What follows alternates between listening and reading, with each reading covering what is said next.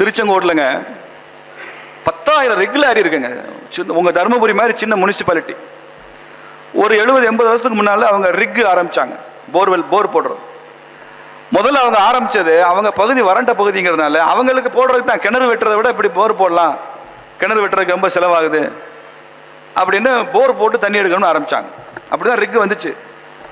நாளாக அது பெரிய தொழிலாக மாறி அந்த மாவட்டம் முழுக்க போர் போடுறது, ரெகுலாரி பண்ணுறத மாதிரி தமிழ்நாடு முழுக்க திருச்செங்கோடுக்காரங்க தான் போய் போர் போடுவாங்கன்ற நிலைமையை உருவாக்கி இந்தியா பூரா போய், சார் நீங்கள் ஆச்சரியப்படுவீங்க சார், இன்னைக்கு ஆப்பிரிக்காவின் அத்தனை நாடுகளிலும் திருச்செங்கோடு ரெகுலாரி இருக்குங்க. 10,000 ரெகுலாரி இருக்கு. கவுண்டர் சமுதாயத்தினுடைய மிகப்பெரிய வெற்றி இது. 10,000 ரெகுலாரி. இதெல்லாம் உருவாக்குறது, இந்த ரெகுலாரியை எப்படி ஒரு டிசைன் பண்றது, எந்த மெக்கானிக்கல் இன்ஜினியரிங் சொல்லி கொடுக்கவே இல்லை. அவனுக்கு அது தெரியவே தெரியாது. எந்த ஆட்டோமொபைல் இன்ஜினியரிங் கிடையாது. சாதாரண ஆட்கள். அவனுக்கு தெரிஞ்ச ஸ்கில்லு, அவனுடைய அனுபவம், அதுல இருந்து கத்துக்கிறான். அவனுக்குள்ள ஃபினான்ஸ்.